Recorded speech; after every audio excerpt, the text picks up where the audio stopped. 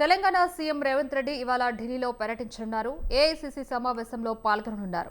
ఈ సమావేశానికి సీఎల్పీ లీడర్లు, పీసీసీ చీఫ్లు హాజరు కానున్నారు.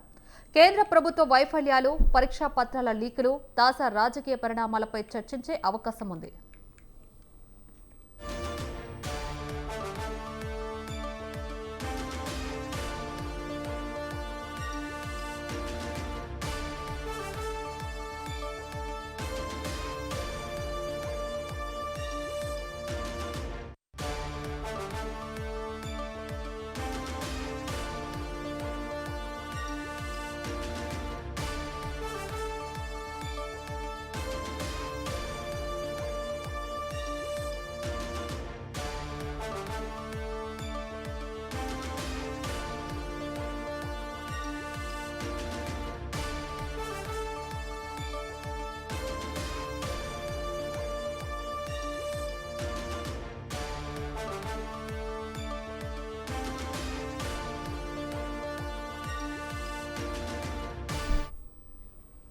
తెలంగాణ సీఎం రేవంత్ రెడ్డి ఇవాళ ఢిల్లీలో పర్యటించనున్నారు.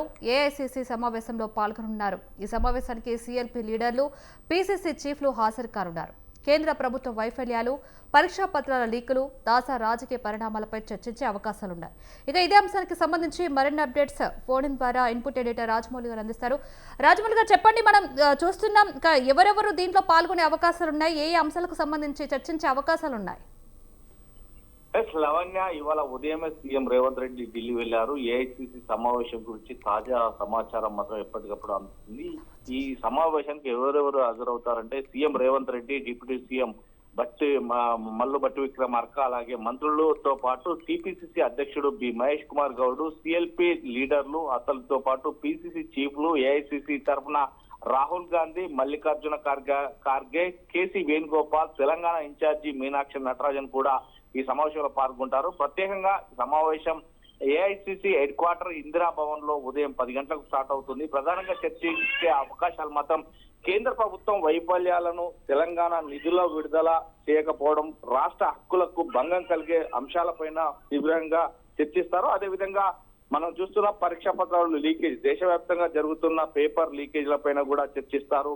వేడిగా అన్నట్టు తెలుస్తుంది. ఇది తెలంగాణ ప్రభుత్వం పనితీరు పైన కూడా రివ్యూ మీటింగ్ జరుగుతుంది. కాంగ్రెస్ అధికారంలోకి వచ్చి 2 ఏళ్లు పూర్తయిన నేపథ్యంలో 6 గ్యారంటీలు, సంక్షేమ పథకాలు అమలుపై కూడా రిపోర్ట్లు ఇస్తారు. ఈ విధంగానే సంస్థాగత అంశాలు కూడా ఈ కేబినెట్ లో చర్చించే అవకాశం ఉంటున్నట్టుగా తెలుస్తుంది. విస్తరణ, నామినేషన్ పోస్టుల భర్తీ, డిసిసి అధ్యక్షుల నియామకాలు, స్థానిక సంస్థల ఎన్నికలు, ఆ సన్నాహాల గురించి కూడా చర్చిస్తారు. ఇక బీసీ రిజర్వేషన్ కూడా 42% బీసీ రిజర్వేషన్ బిల్లును కూడా 9వ షెడ్యూల్లో చోటు కల్పించాలని కేంద్రంపై ఒత్తిడి తెచ్చే అంశాన్ని కూడా వారు చర్చిస్తున్నట్టు తెలుస్తుంది. ఇక తెలంగాణ సర్క్ సంబంధించి ఏదైతే బూత్ లెవెల్ పనితీరును కూడా సంబంధిస్తున్నారు, రిపోర్ట్లకు క్షుణ్ణంగా పరిశీలించాలని, ఫీల్డ్ విజిట్లను తప్పనిసరి చేయాలని ఇటీవల సీఎం ఆదేశించిన విషయం అందరికీ తెలిసిన విషయమే. మొత్తం మీద గత 2-3 రోజుల నుంచి కూడా రేవంత్ రెడ్డి బిజీగా ఢిల్లీ ఆ టూర్లను చూడాలని చెప్తాను. ఈ నెల 24న కూడా రాహుల్ ఖార్గేలతో కులగణ సర్వేపై చర్చించారు. ఎంపీలతో కూడా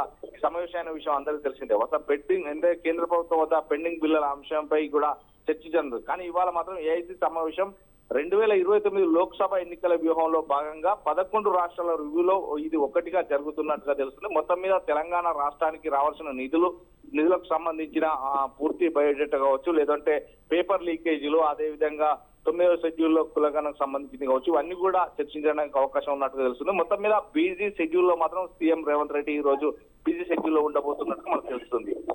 రాజమౌళి, అంటే కేంద్ర ప్రభుత్వ వైఫల్యాలు కావచ్చు, అలాగే పేపర్ లీకేజ్లకు సంబంధించి సీఎం రేవంత్ రెడ్డి ఏమైనా స్పందించారా? దీని గురించి ఎలాంటి చర్చలు జరిగే అవకాశాలు ఉన్నాయంటారు మరి?